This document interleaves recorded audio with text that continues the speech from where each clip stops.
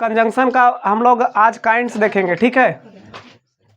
ठीक है, कंजंक्शन का हम क्या करेंगे, काइंड्स को देखेंगे। तो सबसे पहले कंजंक्शन का एक पार्ट अभी हम लोग पढ़े ना, एक पार्ट हम लोग पढ़ाई किए, कंजंक्शन का डिफिनेशन से रिलेटेड हम लोगों ने कुछ जाना, ठीक है। कंजंक्शन का जो डिफिनेशन था उसके बारे में हम लोग पिछले खंड में जाना। अभी इस खंड में, दैट मीन्स इस पार्ट में हम लोग कंजंक्शन का काइंड्स के बारे में जानेंगे, ठीक है। तो हम लोग टॉपिक बनाएंगे काइंड्स ऑफ कंजंक्शन। लिखिएगा kinds of conjunction, kinds of conjunction लिखिए, काइंड्स ऑफ कंजंक्शन लिखिए। टॉपिक बनाते जाइए साथ साथ में, फिर बोलिएगा कि नहीं सर नहीं लिख पाए हम लोग। Kinds of conjunction, kinds of conjunction अगर आप लोग लिखे हैं तो यहाँ पर देखिए कि पहला जो हमारा काइंड्स ऑफ कंजंक्शन के अंतर्गत आएगा वो मेरा आएगा कोऑर्डिनेटिंग कंजंक्शन, ठीक है। क्या आएगा, कोऑर्डिनेटिंग कंजंक्शन। अरे नहीं चल रहा है जी। कोऑर्डिनेटिंग कंजंक्शन एक होता है, कोऑर्डिनेटिंग कंजंक्शन, और दूसरा मेरा क्या होता है, सब ऑर्डिनेटिंग कंजंक्शन, ठीक है। सब ऑर्डिनेटिंग conjunction, subordinating conjunction, CONJUCTIONS, coordinating conjunction.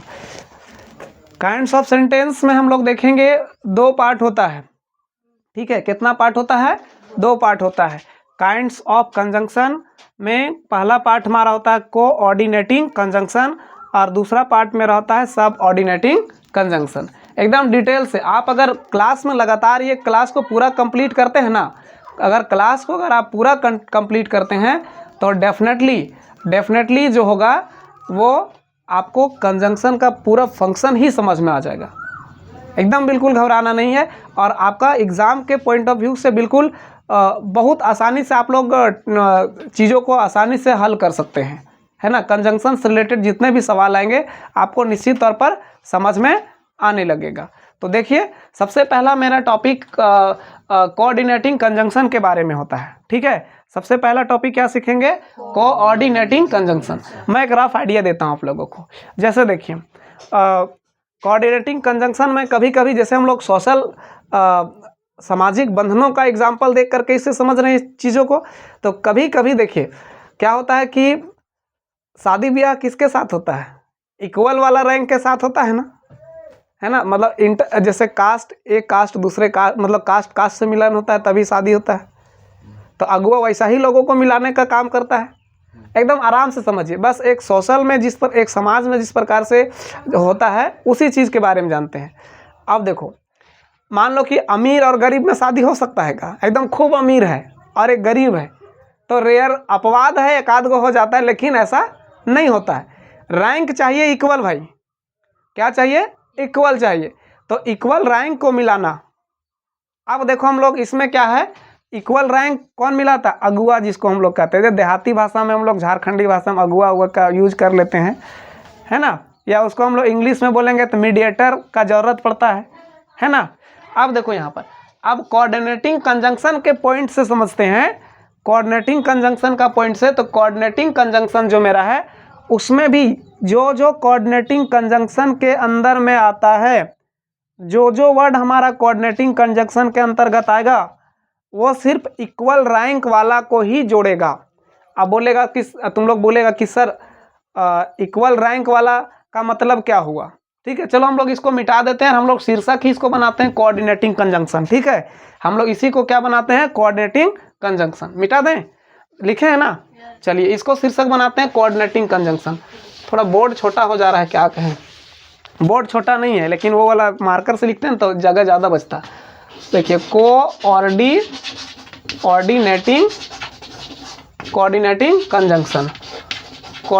Conjunction, ठीक है। आप लोग समझ जाइएगा इधर, कोऑर्डिनेटिंग कंजंक्शन। इसमें क्या है, देखो क्या मेरा आएगा, अभी समझ लीजिएगा तब लिखिएगा, हाँ पहले समझ लीजिए उसके बाद लिखने को काम कीजिएगा। जैसे लिखिएगा equal rank, EQUAL, equal rank है ना। इक्वल रैंक कहने का मतलब क्या है, इक्वल रैंक कहने का मतलब क्या है, देखो इक्वल रैंक का मतलब क्या है, इंग्लिश ग्रामर के पॉइंट से समझते हैं। अभी तो हम लोग सामाजिक बंधन वाला बात को समझे ना, इक्वल रैंक, लेकिन हम लोग इक्वल रैंक हम लोग कोऑर्डिनेटिंग कंजंक्शन और इंग्लिश के पॉइंट से समझेंगे। तो क्या है चलिए बताते हैं क्या है, सुनेगा। से इक्वल रैंक में क्या होगा, जैसे इक्वल रैंक अगर नाउन है, एक भाग मेरा नाउन है, मतलब एक नाउन है तो दूसर के नाउन को ही जोड़ेगा। समझते जाना बात को। अगर एक नाउन वर्ड है तो अगर जोड़ने का काम अगर तो करेगा तो नाउन वाला को ही जोड़ेगा, तो वो कोऑर्डिनेटिंग कंजंक्शन कहेगा। समझ में आया। मान लो कि अगर हमारा एडजेक्टिव है तो एडजेक्टिव को ही जोड़ेगा। अभी हम तुरंत बताए थे कुछ देर पहले कि इक्वल रैंक को जोड़ता है समाज के बंधन में, कि जात जात वाला से ही जोड़ता है ना। जैसे मान लो ये नाउन और नाउन दोनों जात जात का है, अपना ही पार्ट्स का है ना। एडजेक्टिव एडजेक्टिव को जोड़ा, है ना। अगर मान लो प्रीपोजिशन और प्रीपोजिशन को जोड़ा, मतलब जो इक्वल रैंक को जोड़ेगा वो हमारा क्या कहलाएगा, कोऑर्डिनेटिंग कंजंक्शन। Coordinating conjunction. देखो इक्वल रैंक का मतलब हम समझाएं, इक्वल रैंक का मतलब हम समझाएं कि कोऑर्डिनेटिंग कंजंक्शन में इक्वल रैंक का एक यूज किया जाएगा, है ना। इक्वल रैंक का यूज किया जाएगा जिसमें पार्ट्स ऑफ स्पीच के अंदर में या सेंटेंस के अंदर में जो कुछ भी जोड़ने का काम करेगा वो बराबरी वाला से ही जोड़ेगा। ठीक है, अपना वाला ही से जोड़ेगा, बराबरी वाला से ही जोड़ेगा। नहीं, ऐसा नहीं कि एगो ऊपर है एगो नाउन है तो दूसर का एडजेक्टिव के साथ जोड़ दे रहा है, ये नहीं होगा। दूसर का वर्ब है तो पता चल रहा है नाउन के साथ जोड़ रहा है, तो ये गलत हो जाएगा। अगर पता चल रहा है कि फ्रेज को जोड़ रहा है तो जुड़ता है इसमें, तो पता चल रहा है कि फ्रेज और एगो क्लॉज को लान के जोड़ रहा है, तो ये गलत हो जाएगा, है ना। ये क्या हो जाएगा, गलत हो जाएगा। तो हमको क्या देखना है, हमको सिर्फ और सिर्फ ये चीज़ देखना है, हमको सिर्फ और सिर्फ ये चीज़ देखना है कि नाउन जो है वो हमारा क्या है, सॉरी, नाउन को जोड़ेगा, एडजेक्टिव एडजेक्टिव को जोड़ेगा, फ्रेज को जोड़ेगा, है ना, क्लॉज को जोड़ेगा। मतलब जब भी जोड़ेगा, सुनो, जब भी जोड़ेगा तो हमारा इक्वल रैंक वाला को ही जोड़ेगा। ठीक है, किसको जोड़ेगा, इक्वल रैंक वाला को ही जोड़ेगा। जैसे एग्जाम्पल के थ्रू समझते हैं, देखो एग्जाम्पल के थ्रू समझते हैं। ठीक है, जैसे देखिए लिखेंगे चंदन एंड कुंदन, है ना। चंदन एंड कुंदन आर प्लेइंग, समझिएगा। चंदन एंड कुंदन आर प्लेइंग। देखो बाबू सिंपल सी बात है, चंदन एंड कुंदन आर प्लेइंग। यहाँ पर देखो चंदन क्या है, ये पार्ट्स ऑफ स्पीच के अंतर्गत बताएगा। चंदन क्या है, कुंदन क्या है, नाउन। दोनों क्या है, नाउन है ना। अब दोनों नाउन को जोड़ रहा है, ये भी वही जात का है, मतलब वही पार्ट्स का है, वही पार्ट्स ऑफ स्पीच का है, और ये भी वही पार्ट्स ऑफ स्पीच का है। दोनों नाउन है, दोनों को एंड जोड़ रहा है ना। तो ये एंड हमारा क्या कहलाएगा, अभी बोलो, कंजंक्शन नहीं, कोऑर्डिनेटिंग कंजंक्शन। क्या कहलाएगा, कोऑर्डिनेटिंग कंजंक्शन कहलाएगा। इक्वल रैंक को जोड़ा, ठीक है, इक्वल रैंक को जोड़ा, उसको हम लोग क्या कहेंगे, कोऑर्डिनेटिंग कंजंक्शन कहा जाएगा। देखो नहीं लिखा है, लिखो तो लिखो, हट जाते हैं।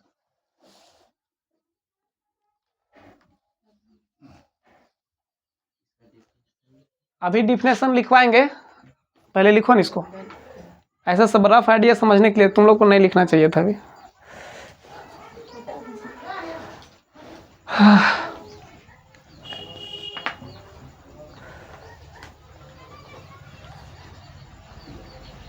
नहीं दिख रहा है, चलो हट जाते हैं, लिखो।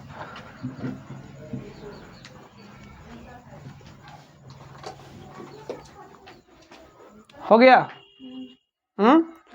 चलो मिटा दें।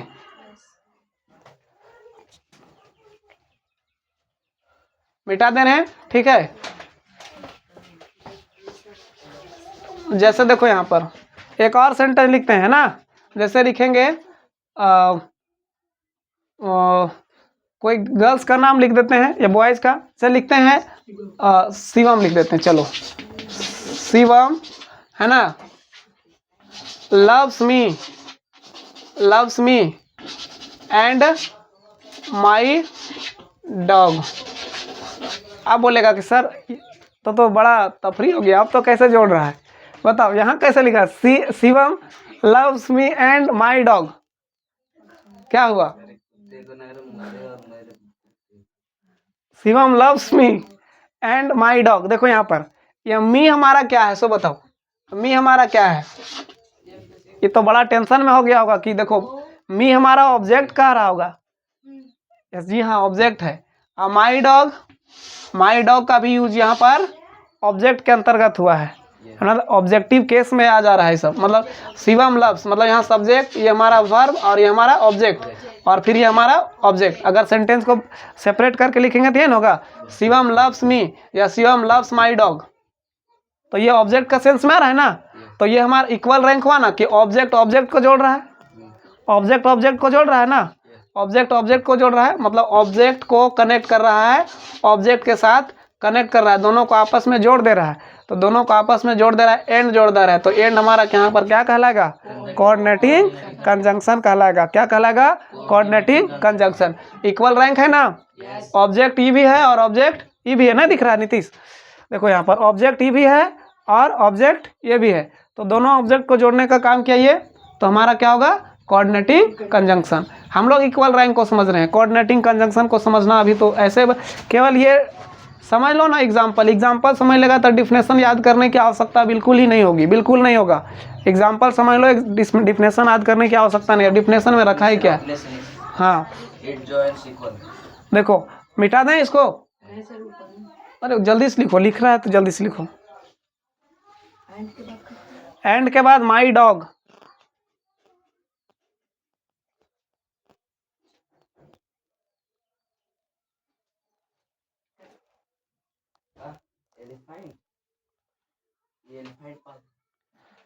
चलो आगे लिखो, आगे एक और समझ लेते हैं, ठीक है? एक और सेंटेंस को कोऑर्डिनेटिंग कंजंक्शन वाला सेंटेंस लिखते हैं, उसको समझ लो। जैसे लिखेंगे कि इसका मतलब लिखते हैं कि लिखेंगे माई टीचर इज है ना, my teacher is poor but honest, देखो यहाँ पर क्या समझ रहा है? एकदम सरल एग्जाम्पल दे रहे हैं, ठीक है? इजी एग्जाम्पल दे रहे हैं क्योंकि आपको समझने में आसानी होगा। देखो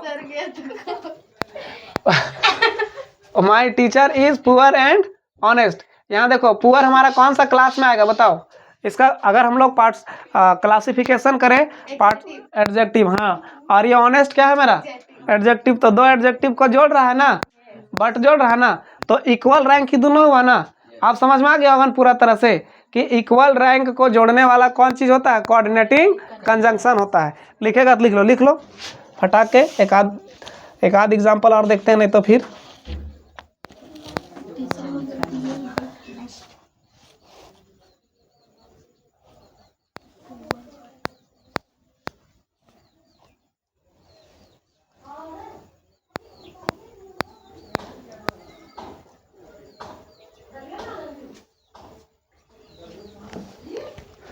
लिख लिया ना। चलो इसका एग्जाम्पल क्या लिखेगा? और लिखेगा एग्जाम्पल?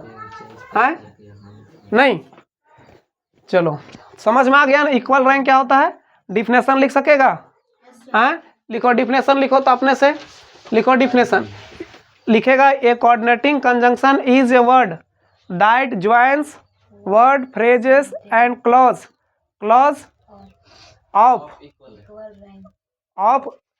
ऑफ के बाद में वो लिखा हुआ है, उसके पास लिखा हुआ है। अच्छा लिख लो, उसको रिपीट हो जा रहा है। Coordinating conjunction joins words, sentence, phrases and clauses of equal rank of the same kind. हाँ, equal rank of the same kind. अरे बीच में रखो, लिख लेगी सब लोग। ऐसा नहीं लिखेगा तो हम बोर्ड में भी लिख दे रहे हैं। बोलो तो डिफिनेशन बोलो, लिखा हुआ है ना। ए कोऑर्डिनेटिंग कंजंक्शन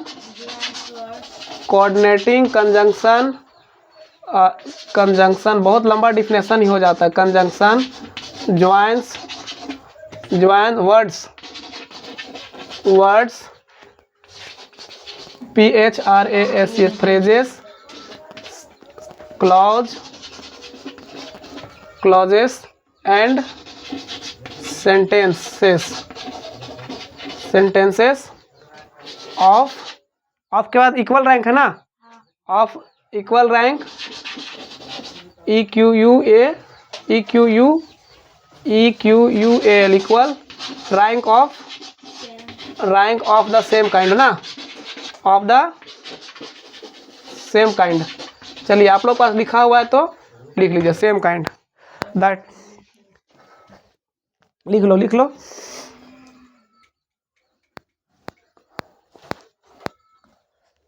सेम काइंड। ठीक है, इसका डिफिनेशन समझा दिए अभी, एग्जाम्पल के थ्रू समझाए ना, एग्जाम्पल के थ्रू समझाए ना इसका डिफिनेशन। आए क्लियर, माइंड सेट हो गया होगा, समझ में आ गया होगा ना। तो इसका एग्जाम्पल देना जरूरी है नहीं ना। अब देखो और आगे पढ़ेगा कि नहीं तो इसका फिर अगला 4 गो कैंड्स निकलेगा, एकदम डिटेल में पढ़ाएंगे पूरा। अभी लंबा बने रहा, 4 घंटा पढ़ेगा तो पढ़ते रहेगा। इसका 4 गो होता है, हालांकि कुछ लोगों का रिपीट हो रहा होगा लेकिन कुछ लोग का नया चीज है। हाँ तीसरा दैट मीन्स क्या बोलना है? हाँ